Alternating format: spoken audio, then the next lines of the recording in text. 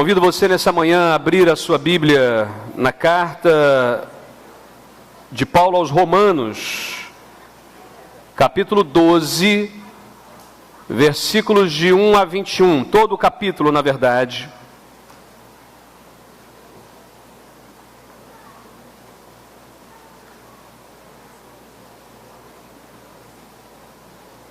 Romanos, capítulo 12, versículos de 1 a 21. Eu quero compartilhar com você sobre o tema apontando a direção. Apontando a direção. Vale ressaltar que hoje será apenas um sermão pregado, que será o mesmo de manhã e à noite. Ou seja, nós começaremos agora e terminaremos à noite. Ok? Então, se você estava pretendendo não vir à noite, ou talvez você não possa vir à noite, aí você vai ter que dar um jeito depois de pegar uma gravação, de assistir pela internet, de ouvir o irmão que vai ter que anotar para você, tá certo? Porque hoje nós vamos ter um sermão manhã e noite. E aqueles que não vieram de manhã já sabem disso também, que precisam ter esse contato aí, ok? Eu quero compartilhar com você então sobre esse tema, apontando a direção. Romanos 12, versículos de 1 a 21. Compartilhe a sua Bíblia, por favor, com aquele que está perto de você, que não tem. Se você não tem, chega mais perto de quem tem. Você que nos acompanha pela internet ou através de uma gravação, abra também a sua Bíblia agora. Eu desafio a todos os adolescentes, jovens, crianças, adultos que têm seus smartphones ou tablets conectados aí, a só abrirem a Bíblia agora, por favor, ok? Vençam aí o vício da navegação, da postagem, desse negócio todo, estejam agora conectados apenas com a palavra de Deus. Há uma criança que está correndo aqui direto, eu vou pedir aos papais, às mamães, por gentileza, para estar com ele. Isso, a criança não tem culpa, ela é criança, tá bom? Carinho com ela. Deus abençoe. Vamos lá. Diz assim a palavra de Deus. Portanto, irmãos, rogo-lhes pelas misericórdias de Deus, que se ofereçam em sacrifício vivo, santo e agradável a Deus. Este é o culto racional de vocês. Não se amoldem ao padrão deste mundo, mas transformem-se pela renovação da sua mente, para que sejam capazes de experimentar e comprovar a boa, agradável e perfeita vontade de Deus. Pois pela graça que me foi dada, digo a todos vocês, ninguém tenha de si mesmo um conceito mais elevado do que deve ter, mas pelo contrário, tenha um conceito equilibrado, de acordo com a medida da fé que Deus lhe concedeu. Assim, como cada um de nós tem um corpo com muitos membros, e esses membros não exercem todos a mesma função, assim também em Cristo, nós, que somos muitos, formamos um corpo. E cada membro está ligado a todos os outros. Temos diferentes dons, de acordo com a graça que nos foi dada. Se alguém tem o dom de profetizar, use-o na proporção da sua fé. Se o seu dom é servir, sirva. Se o seu dom é ensinar, ensine.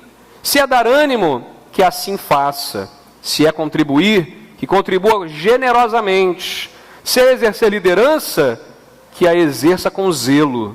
Se é mostrar misericórdia, que o faça com alegria. O amor deve ser sincero.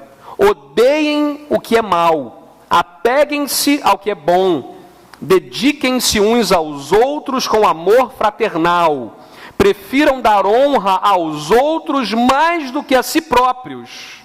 Nunca lhes falte o zelo, sejam fervorosos no espírito, sirvam ao Senhor.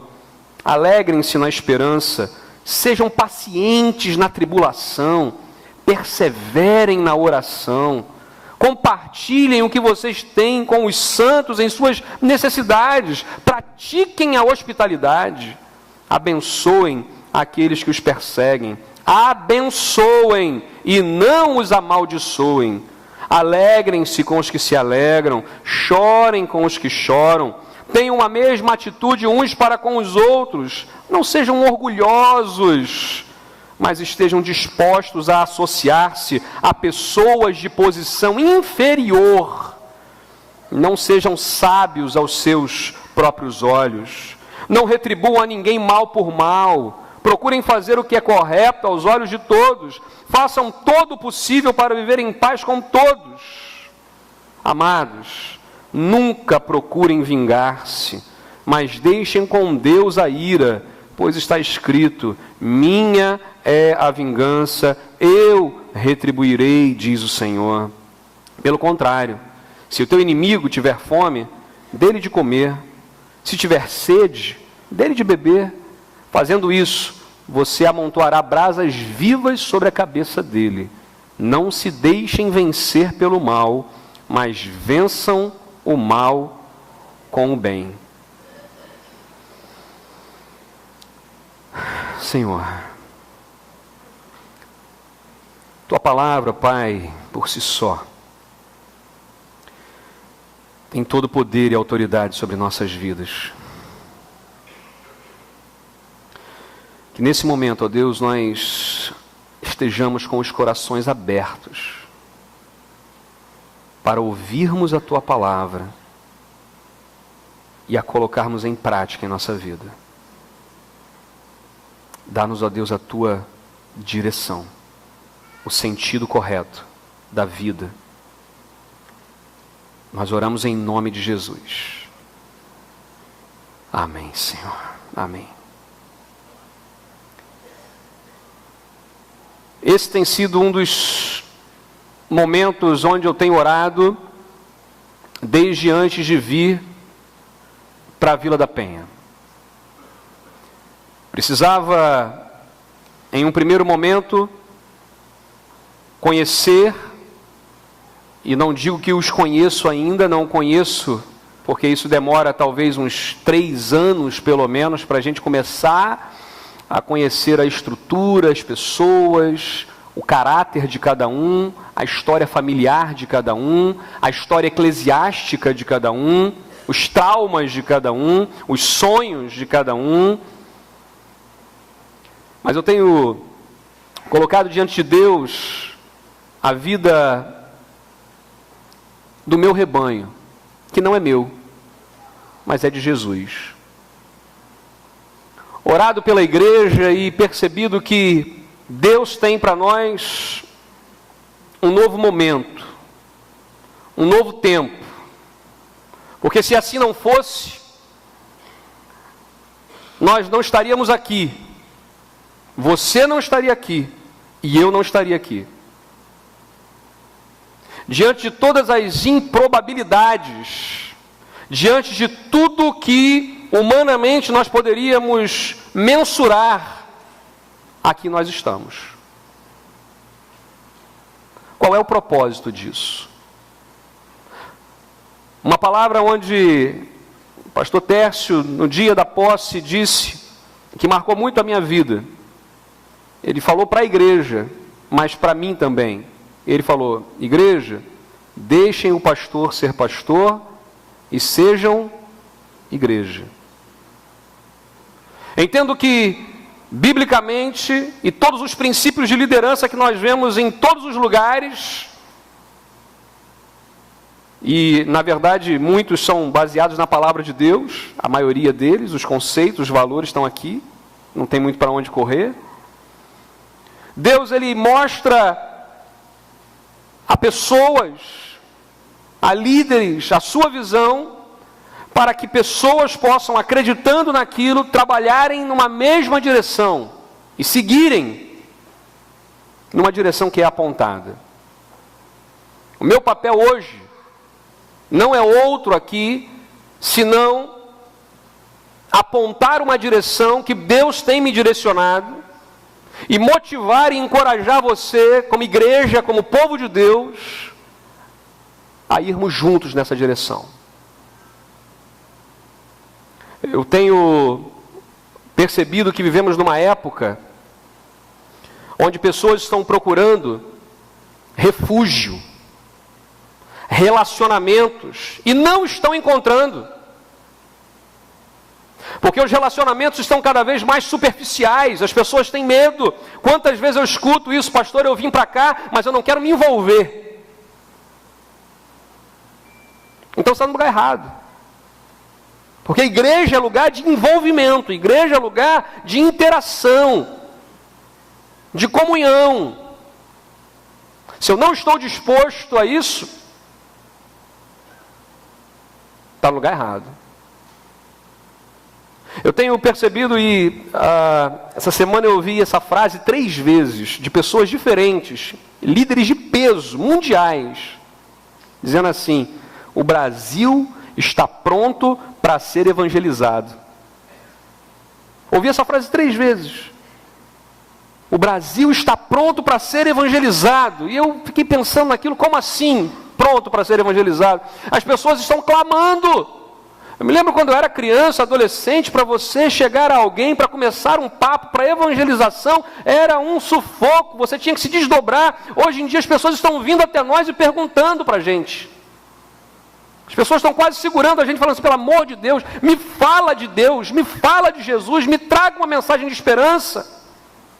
É ou não é? Lá no trabalho, na sua vizinhança, na família, as pessoas estão assim, mesmo aquelas que zombam, mesmo aquelas que têm dificuldade, estão clamando por algo que talvez não saibam o que é, mas você e eu sabemos. O brasileiro hoje está sensível a isso, e meus irmãos, está proliferando uma série de igrejas, denominações, crenças e fés. Por quê? Porque é isso, as pessoas estão carentes.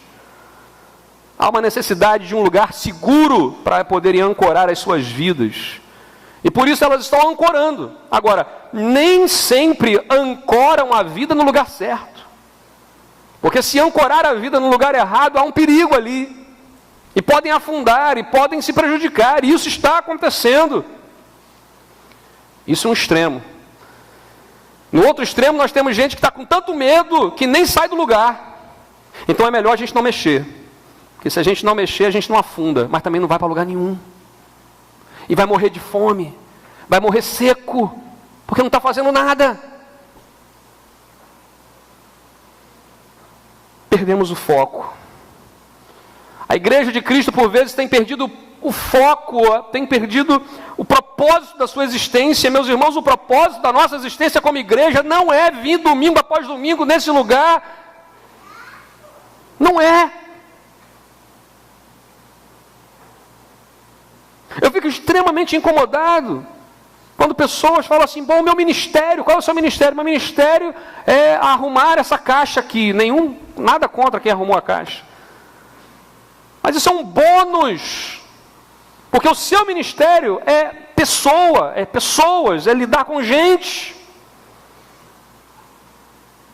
Não, pastor, meu ministério é... E aí você arranja coisas. Nós trocamos as pessoas pelas coisas. E aí a gente começa a brigar. E eu estou cansado, meus irmãos. Não é aqui agora, não. É da minha vida cristã toda, desde criancinha, de ouvir gente na igreja brigando. E irmãos que não se falam, e fofoca para cá e para lá, e aquela coisa toda. Sabe por quê? Por causa de coisas. Porque mexeu no meu negócio, mexeu no meu queijo, abriu a minha sala, pegou o meu papel. Pelo amor de Deus. Milhares de pessoas estão caminhando para o inferno todos os dias e a gente perdendo tempo com besteira. Os irmãos me perdoem, mas essa semana, chorei muito ao preparar esse sermão e ainda estou muito, porque Deus tem mexido e me incomodado, porque não é para isso que nós estamos aqui, meus irmãos. Povo de Deus, que deveria se amar, que deveria demonstrar amor, que as pessoas deveriam, como João está dizendo lá no texto do Evangelho de João, as pessoas vão conhecer vocês pelo amor que vocês vão demonstrar, e por vezes aonde menos há amor e misericórdia sendo demonstrado. Isso é hipocrisia. Quando eu leio a palavra de Deus, eu fico assim impactado, porque essa pós-modernidade, esse tempo que a gente vive, parece que distorceu os valores da nossa vida e nós temos agora esses valores como se fossem normais. A ética, que tem a ver com relacionamento, foi substituída pela estética. Então é mais importante você aparentar alguma coisa do que você ser alguma coisa. E com isso a gente perde o fio da meada. E tem um monte de gente que parece, mas não é. Mas não é. E o problema que me deixa doente é que a Bíblia mesmo diz que o joio e o trigo estão juntos, não dá para a gente saber. E eu peco, porque eu fico tentando saber quem é e quem não é. Eu estou doido para cortar o joio, mas a Bíblia diz, não corta não, porque você corre o risco de cortar o trigo. Deixa no final, porque é na colheita que vai ser feito isso.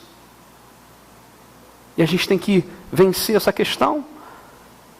A estética vencendo a ética. Meus irmãos, meus amigos, Igreja de Jesus, relacionamentos é o que nós precisamos buscar, e não aparência.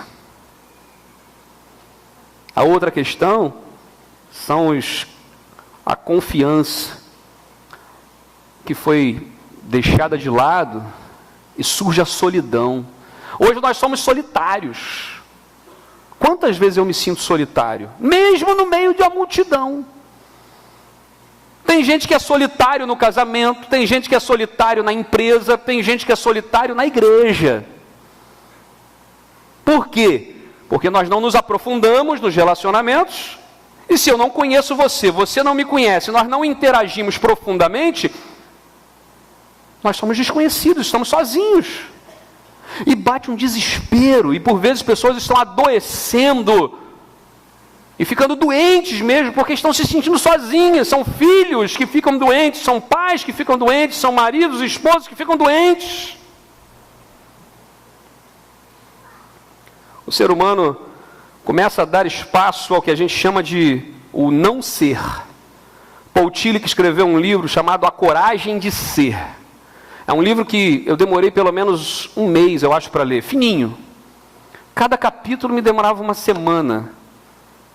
Denso demais. Paul Tillich é meio controverso em algumas questões, mas nesse livro ele trata de temas profundos como ansiedade e angústia, que com certeza é marca do nosso tempo. Nós somos seres paradoxais. Você sabe o que é um paradoxo? Paradoxo é um negócio que você não resolve, né? Por exemplo, vou dar um exemplo na química, né, talvez, que ninguém vai entender, ou pelo menos pouca gente, é melhor assim, né? Se você tem hidrogênio e oxigênio, e você mistura esses dois gases e bota ali, eles explodem. Mas a água é feita de quê? De hidrogênio e oxigênio. É uma espécie de paradoxo. Claro que nós temos outros. Por exemplo, Jesus é Deus e é homem. É um paradoxo. Se você tenta resolver um paradoxo, você fica maluco. Paradoxo é paradoxo. Nós somos seres paradoxais. Nós somos pessoas, seres que não é fácil entender. A gente não se entende, ainda mais entender os outros. Por exemplo, nós somos, ao mesmo tempo, o pó da terra, não é verdade? E somos o sopro de Deus. Nós somos, ao mesmo tempo, nada. Se você parar para pensar, depois de um certo tempo, você abre o caixão e você vai ver lá o quê? Pó. Nada. Nós somos reduzidos a nada, mas ao mesmo tempo a Bíblia diz que nós somos sopro de Deus, fôlego de Deus está em nós. Nós somos criados à imagem e semelhança de Deus, a imago Dei, ou seja, nós temos a imagem de Deus. Mesmo aquele pior, pecador, assassino, estuprador, tudo que você possa imaginar de ruim, ele tem nele a imagem de Deus. E aí? Somos seres paradoxais. Pó da terra, sopro de Deus. Somos seres, ao mesmo tempo, capazes das maiores bondades e ações humanitárias mas somos os seres mais depravados da terra. Eu duvido se alguém aqui gostaria que eu passasse no telão 10 segundos do pior momento que você já viveu na sua vida, em termos de vergonha, de depravação. Ninguém gostaria, mas todos nós os temos. Momentos que a gente tenta esquecer, mas que aconteceram. Momentos que a gente tenta rasgar a página, mas estão lá, registrados, denunciando que nós não somos perfeitos. Sentimos vergonha. Somos seres paradoxais. Ao mesmo tempo, somos luz do mundo. E ao mesmo tempo, somos tropeço nesse mundo. A Bíblia diz que nós somos luz. Quantas pessoas já levaram tanta gente para Jesus? Já evangelizou alguém? Já falou do amor de Cristo? Foi luz no mundo, sal da terra? Amém, louvado seja Deus. Mas quantas vezes você mesmo já atrapalhou uma infinidade de gente de chegar até Jesus? Já atrapalhou? Já foi grosseiro? Já foi indelicado? Já faltou sabedoria? Estava nervoso? Estava religioso demais, porque a religião mata. Lembra daqueles 4 amigos que levaram o seu amigo que não andava para até Jesus? Os religiosos estavam ao redor da casa e não deixaram que o camarada fosse ali. Eles tiveram que subir no telhado e descer, porque os religiosos estavam atrapalhando as pessoas de chegarem até Jesus. Quantas vezes, meus irmãos, nós, igreja, temos sido estorvo para as pessoas chegarem até Jesus? A gente coloca lá, não, só Jesus salva, mas eu tenho atrapalhado. Eu tenho atrapalhado, porque eu estou tão com o meu negocinho. Joga o negocinho fora. Olha para a pessoa. Olha para Jesus, olha para as pessoas, olha o que está acontecendo. O mundo está morrendo, está perecendo, as pessoas estão sensíveis a Jesus, à esperança, e nós que temos a mensagem de alimento não estamos chegando até elas. Deus tenha misericórdia de nossas vidas, como igreja de Cristo, no 3º milênio, no século 21. A nossa época, ela é muito boa de criar rótulos. E nós somos rotulados muitas vezes e também rotulamos, nós adoramos rotular. Fulano é isso, ciclano é isso. E o rótulo tem uma cola, meu irmão, que o negócio não sai. Já viu aqueles rótulos, você compra alguma coisa, um vidro, você quer tirar para aproveitar o vidro, aí você vai lá e lava, passa sabão, deixa de molho, o negócio não sai, você bota na água quente para poder não sai. É aquilo, a gente coloca o rótulo com uma cola tão forte nas pessoas, que mesmo que as pessoas sejam transformadas pelo poder de Deus, nós não acreditamos. Nós não acreditamos. No fundo, muitas vezes, nós pregamos uma mensagem que nós não acreditamos. Deus muda o coração do pecador, mas esse aí não muda não. Tem certas pessoas que a gente acha que Deus não muda. Tem certas pessoas que a gente acha que Deus não muda. Nós somos criativos em rotular, mas muitas vezes nós não somos nada, não definimos nada, não entendemos nada, não crescemos nada. Quantas vezes nós, servos de Deus, igreja de Cristo, não nos posicionamos com relação a coisa nenhuma que está acontecendo? Não nos posicionamos com relação a questões teológicas.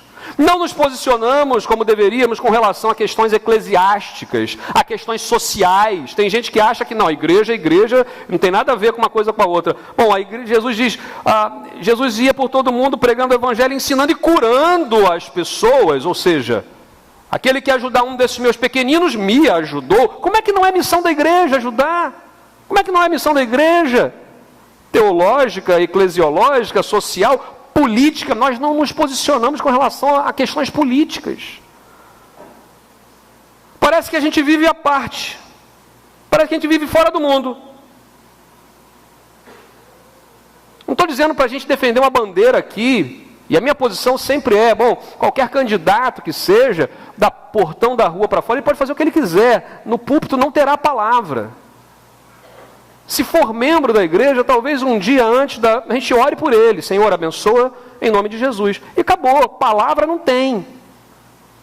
Agora, isso não quer dizer que nós não tenhamos uma postura, como igreja, de falar o que nós queremos.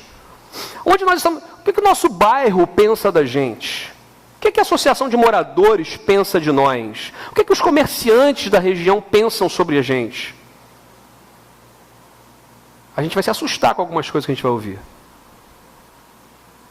E nós deveríamos ser aqui os promotores do desenvolvimento social, da paz, da esperança. Deus tem colocado algumas coisas no meu coração, mas no tempo certo nós vamos compartilhar isso. Mas esteja orando por isso.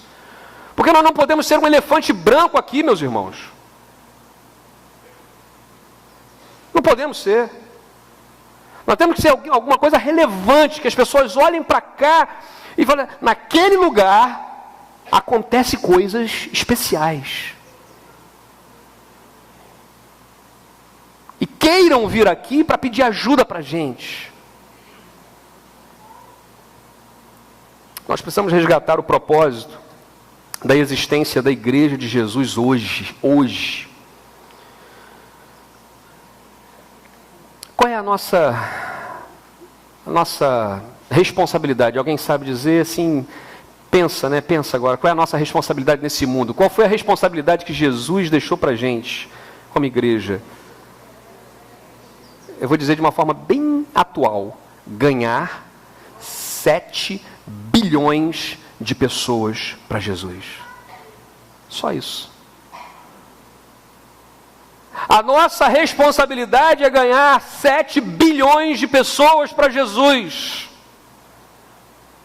A nossa responsabilidade não é ter um templo majestoso, não é ter um projeto social, apesar de que tudo isso, veja bem, não estou depreciando, mas não é o nosso propósito principal. O nosso propósito principal é ganharmos 7 bilhões de pessoas para Jesus.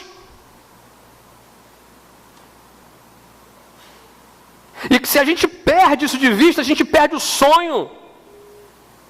A gente fica preso às nossas manias, aos nossos gostos, às nossas preferências, e esquecemos de que Deus tem uma direção para nós.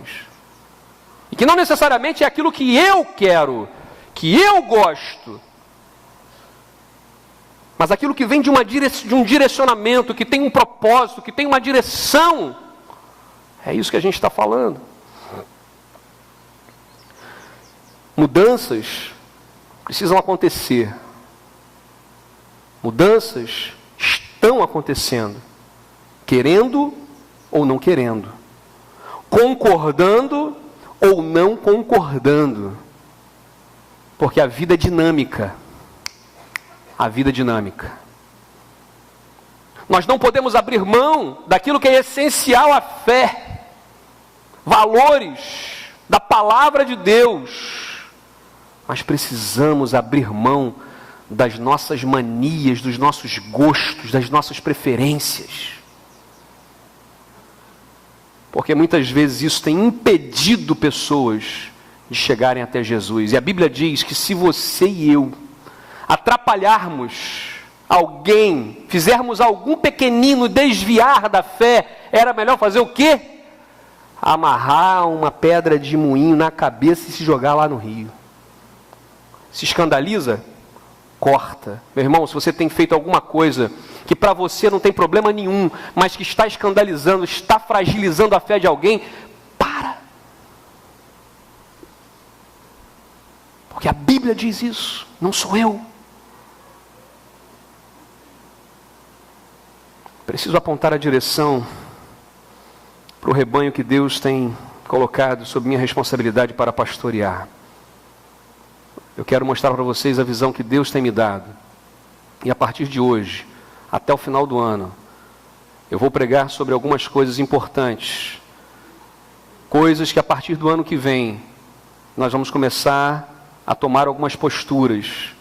E eu sei que muitos dos irmãos não vão concordar, mas eu quero desafiar você a se dobrar de joelhos, junto comigo, para nós caminharmos juntos. Porque quando Moisés falou, vamos lá para o deserto, teve gente que queria matar ele. Quando Davi chegou lá em Ziclag, o pessoal queria matar ele. Eu sei que tem muita gente aqui que abraça o pastor e que dá um sorrisão, mas não tem coragem de chegar para o pastor e dizer assim, pastor, eu não concordo com isso por causa disso, mas fala com outro irmão. O problema é seu, com Deus. O meu coração está limpo diante do Senhor. Mas eu quero convidar você a chegar perto, a abraçar de verdade e a falar assim, pastor, estou contigo. Mesmo que eu não concorde com esse negocinho aqui, mas em nome de Jesus nós vamos ganhar esse bairro para Jesus. Vamos ganhar essa cidade para Jesus. Pastor, isso aqui ó, tá legal pra caramba, isso aqui ó, eu não estou gostando. Mas mesmo assim, isso é corolário, isso é periférico. O essencial, nós estamos juntos. Eu quero convidar você a chegar perto. Porque, meus irmãos, não dá para a gente concordar. E eu não vou tentar agradar você. Eu, como pastor, não estou aqui para agradar você. Porque se a gente tenta agradar gregos, troianos e baianos, desculpa, a gente não agrada ninguém. Não agrada ninguém. Eu não sei como é que tem sido a sua postura, a sua experiência. Mas se a gente começa a querer, né, agradar aqui, aí faz ali. Aí agradar aqui, faz aqui. Daqui a pouco você não agrada ninguém. Eu não estou aqui para agradar. A gente está aqui para agradar a quem? A Deus. Quem é o único assentado no trono é Deus. Nós estamos prestando culto para Ele. Para Ele. Esse é o momento. A carta aos Romanos, ela, do capítulo 1 ao capítulo 11, ela fala da parte escriturística, né? Base teológica, é pesado, é denso. O apóstolo Paulo viaja ali, ele vai profundamente. Mas quando chega no capítulo 12, até o capítulo 16, essa carta vai falar de coisas práticas, coisa do dia a dia. E aí o texto nos faz pensar aqui em algumas coisas, e eu quero apenas agora falar de uma primeira questão, um ponto, e o restante eu vou falar à noite. Primeiro, o propósito da igreja é viver o amor sincero. Vou ler o texto novamente de 1 a 10. De 1 a 10. Vamos lá. Preste atenção, se você tiver com versões diferentes e tal, só tenta entender o texto. Se você até quiser fazer um exercício, se você não dormir, você pode fechar os olhos e apenas ouvir. Tá certo? Eu estou falando porque talvez você esteja cansado, se você fechar o olho você vai dormir, então não durma. Mas se você puder, ouça a palavra. Pode projetar também, pode deixar projetado, ajuda a gente. Vamos lá. Preste atenção na Bíblia, na palavra de Deus. Portanto, irmãos, rogo-lhes pelas misericórdias de Deus, que se ofereçam em sacrifício vivo, santo e agradável a Deus. Este é o culto racional de vocês. Não se amoldem ao padrão deste mundo, mas transformem-se pela renovação da sua mente, ou seja, mente que não é renovada, não é transformada. Então, pensa. Para que sejam capazes de experimentar e comprovar a boa, a agradável e perfeita vontade de Deus. Pois, pela graça que me foi dada, digo a todos vocês. Agora, preste atenção nisso. Preste atenção nisso aqui. Versículo 3. Ninguém tenha de si mesmo um conceito mais elevado do que deve ter. Mas, pelo contrário, tenha um conceito equilibrado de acordo com a medida da fé que Deus lhe concedeu.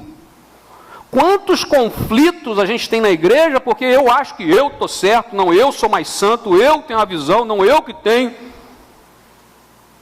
A Bíblia também não está dizendo para você falar assim, eu não tenho nada, eu não sou ninguém. Não, tenha um conceito equilibrado. Se você tem um dom, meu irmão, e todo mundo tem, se você entregou a vida para Jesus de verdade, porque nem todo membro de igreja é convertido, você sabia disso? Nem todo membro de igreja é convertido, não, porque a Bíblia diz que muitos dirão, Senhor, Senhor, em teu nome e tal, não vos conheço. Então, ser membro de igreja não tem garantia nenhuma de que você é salvo. A garantia é Jesus. Então, se você entregou a vida para Jesus de verdade, você tem um dom espiritual que Deus te deu. E esse dom espiritual que Deus te deu, sabe, serve para quê? Para você desenvolver um ministério. Então, se você não tem um ministério, é hora de ter. Porque às vezes a gente perturba os outros porque não tem ministério. Então é hora de você desenvolver o seu ministério. O que Deus tem dado para você? Qual é o dom espiritual que Deus te capacitou? Você fala assim, pastor, mas eu não sei usar. Tudo bem, aí entra a gente. Aí o pastor entra junto com a equipe para poder te treinar. Ajudar você naquilo que Deus já te deu. E aplicar isso no ministério, na prática. Porque é isso. Todos nós temos um ministério. Todo crente em Jesus é um ministro. Não é só o pastor, não. Não é só os ministros que a gente convida, não. Todo crente em Jesus é um ministro. Tem um ministério. Versículo 4. Assim como cada um de nós tem um corpo com muitos membros, e esses membros não exercem todos a mesma função, assim também em Cristo nós que somos muitos, formamos um corpo e cada um está ligado aos outros. Olha só que interessante isso aqui, porque não adianta você falar assim, mas o irmão não quer nada. Não quer nada talvez porque ele não tem o mesmo dom espiritual que você, não trabalha no mesmo ministério que você, mas ele tem a outro. Então, meu irmão, você que tem o dom de evangelismo, por exemplo, não tente levar todo mundo para o seu dom, seu ministério, porque de repente o camarada tem o dom do ensino, tem o dom da adoração, da música, da administração. E é óbvio que todos têm que falar de Jesus, mas o dom da evangelização é uma coisa. Então tem gente que se desmotiva. Pastor, eu estou fazendo a obra, ninguém quer nada. Eu faço sozinho, é sempre a mesma meia dúzia, e como é que pode? E não sei o quê. Meu irmão, para de reclamar. Para de reclamar, faz a tua parte. Motiva pessoas, angaria gente que quer também. O líder que Deus tem levantado nesse tempo, é o que motiva, é o que chama a gente, fala assim, vamos para lá. O pessoal fala, EBD, pastor, EBD está esvaziando, meu irmão. É seu papel. É seu papel. Você lá, professor da classe do EBD, vá atrás dos seus alunos, motive os seus alunos. Não, joga para o ministério, joga para o pastor. Vamos eleger uma pessoa para visitar. Não, é você que tem que visitar, meu irmão. É você. Vamos lá. Versículo 6. Temos diferentes dons, de acordo com a graça que nos foi dada. Se alguém tem o dom de... Aí vem agora, presta atenção. Se alguém tem o dom de profetizar, use-o na proporção da sua fé. A palavra profetizar aqui está muito mais ligada à pregação do Evangelho, à explanação do Evangelho. É isso aqui agora. O que eu estou fazendo hoje aqui nessa manhã, meu irmão, é um papel de profeta de Deus, de trazer de Deus para você uma visão. Essa é a questão. 7. Se o seu dom é servir, sirva. Se o seu dom é ensinar, ensine. Se é dar ânimo, faça. Porque tem gente que precisa animar. Não é animador de torcida, não. É aquele encorajador. É aquele que quando vê alguém desanimado, chega ali, o que foi, meu irmão? Não, porque eu não sei o quê. Não, meu irmão, Deus tem uma visão para nós, é ganhar 7 bilhões de pessoas nesse mundo, e você é uma peça fundamental. Você não vai largar o barco agora, não. Porque Deus colocou você. E a pessoa sai dali assim, vou ganhar 7 milhões de pessoas, e vai. Porque o encorajador fez isso. Deus precisa levantar mais encorajadores aqui, ou nós já temos aqui encorajadores? Nós já temos. É hora de colocar o seu dom para Deus usar. Ele vai dizer, Se é dar ânimo, assim faça. Se é contribuir, que contribua generosamente. Se é exercer liderança, que faça com zelo. Se é mostrar misericórdia, que faça com alegria. Porque misericórdia, né? Você cuidar dos necessitados. Tem gente que faz isso com pena. Faça com alegria. Faça com alegria. O amor, aí vem o versículo 9. O amor, você pode repetir comigo aí? Deve ser o quê? Sincero. Odeiem o que é mal, apeguem-se ao que é bom.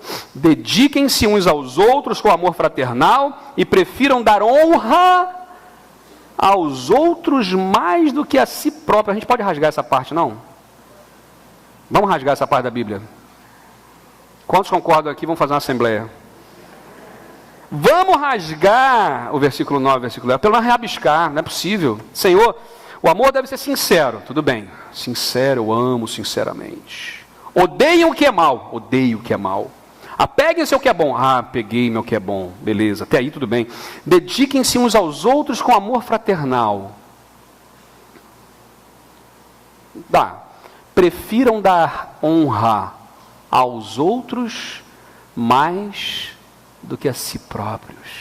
Eu conheço gente que depois que fazem alguma coisa, qualquer coisa, se não forem homenageadas, se não forem trazidas à frente, se o seu nome não for mencionado, não vem mais à igreja.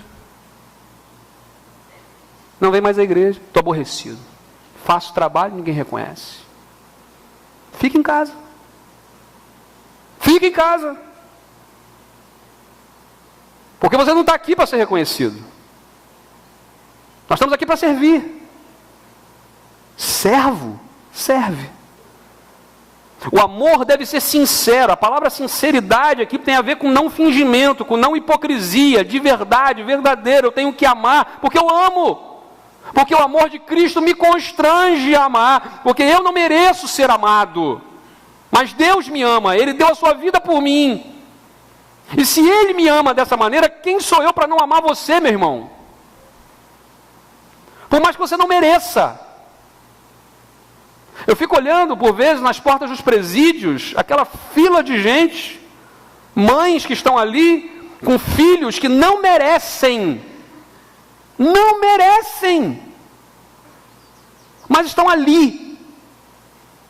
Porque amam, independente do que fizeram.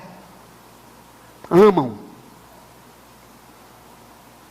Eu não sei o que as pessoas fizeram para você. Eu não sei se já machucaram você, se já foram contra suas ideias, se já bateram em você de tantas formas diferentes. Mas em nome de Jesus, ame. Precisamos amar, porque se nós não amarmos, nós não somos crentes, nós não somos igreja, a gente está perdendo tempo aqui. Perceba aqui o movimento que existe. Quem ama, detesta o mal.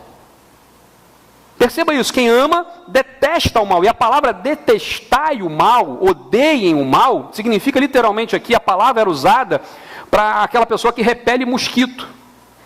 Já viu quando você está num sítio, em algum lugar assim na roça, e à tardinha, no crepúsculo ali, vem aquele monte de mosquito, né? Aí você fica assim, você está conversando com alguém, tá.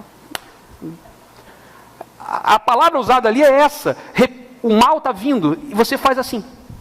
Quem ama, tira o mal, odeia o mal. Alguém gosta daquele... dá até nervoso. Você fica assim. Essa é a palavra usada. É ter nojo, é ter desprezo pelo mal. Aí olha só, quem ama sinceramente detesta o mal. Mas é só isso? Só isso basta para a ação acontecer? Não. O que falta agora? Olha aí o que diz a Bíblia. Apeguem-se ao bem. E apegar aqui ao bem, a ideia aqui é do cimento, daquilo que cola, daquilo que gruda. Porque se você pegar vamos construir um muro, você pega um monte de tijolo, começa a botar um em cima do outro. Sem massa, sem cimento. Você dá um sopro ali, o lobo mau, né? Cai. Porque não tem cimento. E ele vai dizer, não, amem sinceramente. Como eu amo sinceramente? Detestem o mal. Quando o mal vier, joga para fora. Não deixa picar. Porque depois que pica, já era. Tem que passar pomada, tem que tratar. Então não deixa. Repele o mal. Apegue-se ao bem. Grude-se ao bem. E aí sim, fazendo isso, vem o versículo de número 10. Dediquem-se uns aos outros. Prefiram dar honra aos outros mais do que a si próprios. A ideia aqui é de colocar o outro à frente. É de conceder o privilégio ao outro. É de tomar a iniciativa de amar. Porque amar, a gente acha por vezes que amar é uma resposta. Eu olhei, ela olhou e nós nos amamos. Não, amar é uma iniciativa. Eu decido amar. Eu tomo a iniciativa de amar. Você não gosta de mim, mas eu vou lá e te abraço. E falo assim, eu te amo em nome de Jesus. Acabou. A minha parte está feita. Mas não é também assim, eu te amo em nome de Jesus. Valeu? Tchum. Porque aí não é sincero. Né? A sinceridade é o quê? O que era ruim entre nós? Afasta. O que é bom entre nós? Segura. Agora sim, eu vou honrar você. Como nós temos dificuldade de honrar as pessoas. Como nós temos dificuldade de elogiar. Não é pecado não. Não, mas eu vou enchê-lo de vanglória. O problema da vanglória é dele. O seu papel é encher. Então enche de elogios, elogie as pessoas. Chega assim, gente, ó, vocês tocaram hoje, que maravilha. Tocaram bem demais, Deus abençoe. Olha, a irmã tocou ali. Olha que legal, você cantou, você está traduzindo aí. Que coisa maravilhosa que eu esqueci de mandar o esboço para a irmã. Hoje a irmã está traduzindo mesmo assim, de uma forma maravilhosa. Eu amo a irmã. Olha para mim, olha. Essa questão da gente entender, meus irmãos, que nós precisamos tomar a iniciativa. Dediquem-se aos outros. Prefiram dar honra ao outro. A iniciativa precisa ser minha, mas pastor, isso é difícil demais. É difícil. É difícil. Mas não é impossível, porque nós cremos num Deus do impossível. E esse é o propósito da igreja. Porque fora lá, não tem esse conceito aqui não. Fora lá você atropela. Nós não podemos trazer o conceito de lá para cá. Nós temos que expandir o conceito daqui para lá. A Bíblia diz em 1 João 3, versículo 14. 1 João 3,14. Nós sabemos que já passamos da morte para a vida. E sabemos isso... Presta atenção agora. Olha como é que a lógica de João, se puder projetar esse texto vai ser bom. Olha como é que é a lógica de João. Sabemos que já passamos da morte para a vida, por quê? Deu para você entender? Deu para entender? Se eu não amo o meu irmão, é porque de alguma forma não houve conversão. Ah, pastor, o senhor está me acusando então de que eu não sou crente? Eu não estou acusando ninguém, o Espírito Santo está aí te incomodando. Eu sei a minha vida, eu sei das minhas crises, das minhas questões. Você com Deus é você com Deus. Mas a Bíblia diz que é a palavra de Deus que está dizendo que se nós sabemos que já passamos da morte para a vida, porque amamos os irmãos. Amamos os irmãos. E aí ele vai dizer ainda, quem não ama, ficou dúvida? Aí vamos ler o restante do versículo. Estou na dúvida ainda. Vamos lá. Quem...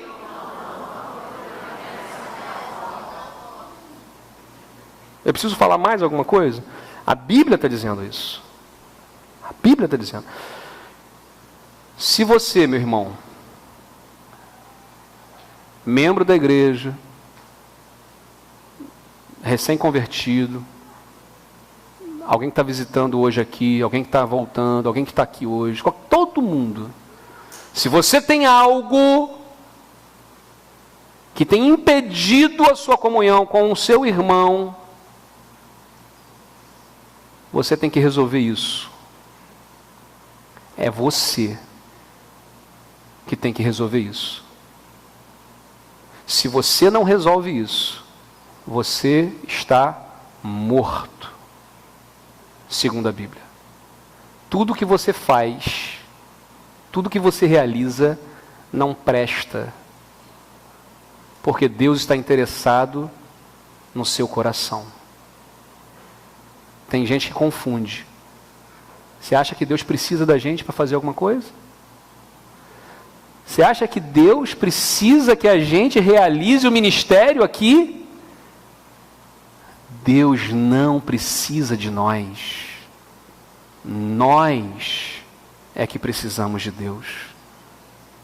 Nós precisamos de Deus. Viver o amor sincero é a gente buscar espiritualmente ao Senhor. Deus deseja que você ame e que seja amado. Eu quero conduzir a igreja daqui a algum tempo a estarmos nos relacionando em pequenos grupos, onde cada um será um ministro. Cada um será um ministro, um líder. Porque nós não podemos mais, e nós não fomos chamados para somar, como nós ouvimos esse final de semana no congresso maravilhoso, para somar crentes. Nós fomos chamados para multiplicar crentes. Olha o processo.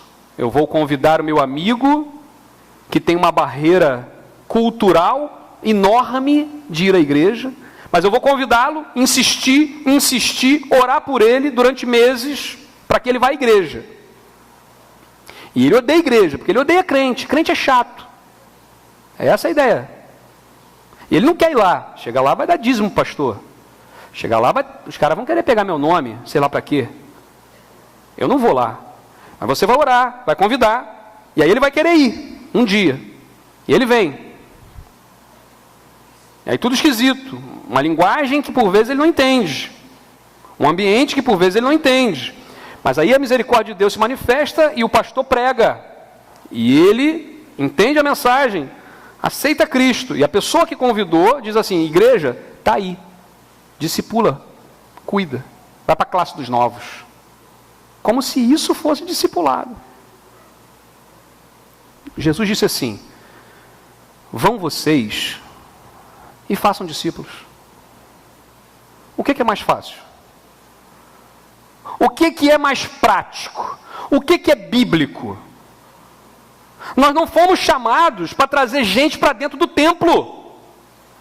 Nós fomos chamados para levarmos o evangelho para fora das quatro paredes. Em nome de Jesus, eu vislumbro isso pela fé. Que nós vamos ter, meus irmãos, um grande problema no ano que vem. Que é tanta gente querendo servir a Jesus, tanta gente aqui querendo trabalhar e evangelizar e cuidar de gente, que nós não vai caber. Não vai caber. Mas é para a honra e glória do Senhor. Porque tem gente morrendo sem Jesus e é nossa responsabilidade ganhar 7 bilhões de pessoas para Jesus.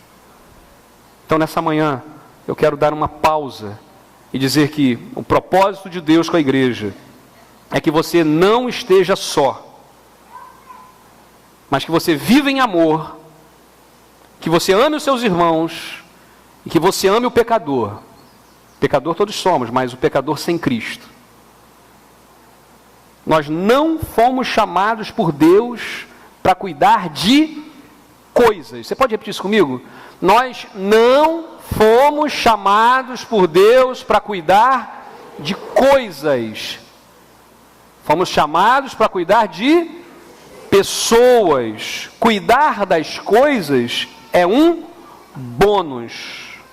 Você deve zelar pelas coisas? É óbvio, mordomos de tudo, mas é bônus. Ah, eu botei as flores. Aliás, parabéns às irmãs, está muito bonito aqui. Mas isso é um bônus. As mãos que colocaram essas plantas, flores, precisam ser mãos que abençoam gente e ganhem pessoas para Jesus. Só estou usando como um exemplo, mas que se expande para todos nós. Precisamos cuidar de tudo, da aparência, de tudo, mas cuidar das pessoas é a nossa prioridade. Se você quer cuidar de pessoas, e aí eu quero desafiar você agora em nome de Jesus. Se você quer cuidar de pessoas, se você quer viver esse novo tempo, se você quer entregar de fato a sua vida para que Jesus cuide, para que você seja bênção de Deus nesse tempo, eu quero convidar você a ficar em pé nesse momento. Você que entendeu a palavra de Deus, você que hoje nessa manhã, assim como eu, se sente desafiado, porque, meus irmãos, nós não estamos aqui para passar o tempo nessa terra. Nós estamos aqui para fazer a diferença nessa terra. Nós não estamos aqui para passear. Deus nos deu um propósito de vida. Eu tenho visto adolescentes procurando com propósito, queremos evangelizar, queremos fazer, amém. Eu tenho visto jovens se reunindo para orar, para estudar a Bíblia. Eu tenho visto adultos fazendo isso, casais, idosos. Deus tem movido. Deus já tem movido. Nós precisamos agora nos unirmos, meus irmãos. As diferenças sempre vão existir. Eu nunca vou concordar totalmente com você, nem você comigo, nem você com seu irmão. Nunca vai ter isso, só no céu. Só lá no céu. Aqui nós vamos ter ainda problema. Mas em nome de Jesus, nós vamos superar isso, para que o poder de Deus se manifeste. Eu quero pedir a você que feche seus olhos agora, e que você tente imaginar, daqui a um ano, como é que eu estarei diante de Deus, como você vai estar. Vai estar do mesmo jeito? Sendo um bom crente, vindo de manhã, domingo, RBD, dando seu dízimo, participando de alguns eventos, reclamando de uma coisa aqui, de outra ali. Ou você será um ministro de Deus? Ou você terá pelo menos um discípulo, uma pessoa que você estará falando de Jesus, ensinando sobre Jesus. Daqui a um ano, como é que você se vê? Peça a Deus isso. Você tem seus problemas? Todos têm. Seus problemas são grandes? Todos são. Deus é aquele que olha para a gente e diz assim: vão, e eu estarei com vocês. Eu estarei com vocês. Vocês não estão sozinhos. Igreja de Jesus, Igreja de Cristo. A direção de Deus está sendo apontada para fora das quatro paredes, em direção às pessoas e não às coisas. Meu Deus, eu quero, Pai, em nome de Jesus, colocar a vida dos teus servos agora em tuas mãos, ó Pai. Cada pessoa que está aqui agora, que se colocou em pé, tomando agora uma decisão diante do Senhor, aceitando, Pai, o desafio que não é do pastor, mas é do Senhor para nós. Porque, ó Deus, nós temos sido igreja até aqui, de forma relevante no nosso tempo, mas o tempo muda.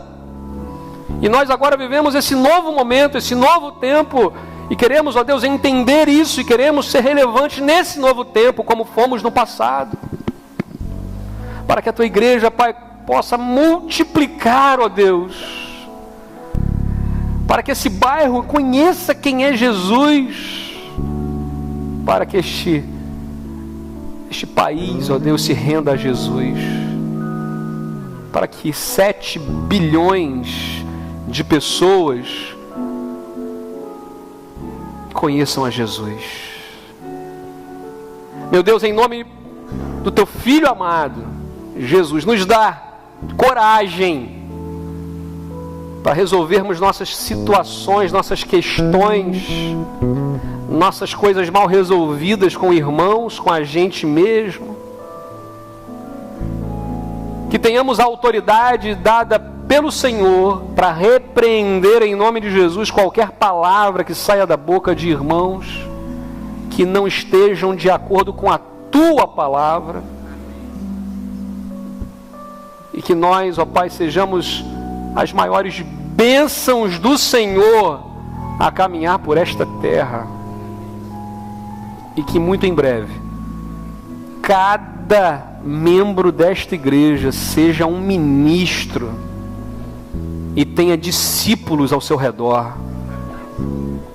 E que nós tenhamos um problema de espaço, tenhamos problema de capacitação, de tanta gente que nós não vamos conseguir. Mas, ó Deus, quebranta nossos corações. Eu te agradeço, te louvo, porque o Senhor é um Deus maravilhoso, misericordioso, tardio em irar-se. E o Senhor é aquele que nos ama e nos dá a direção vinda dos altos céus. Muito obrigado, Senhor, pelo privilégio que o Senhor está me dando de participar desse momento na história deste rebanho. Muito obrigado, Deus, pelo privilégio de ser o pastor neste tempo, o líder que o Senhor levantou nesta geração agora. E o Senhor sabe, ó Deus, como,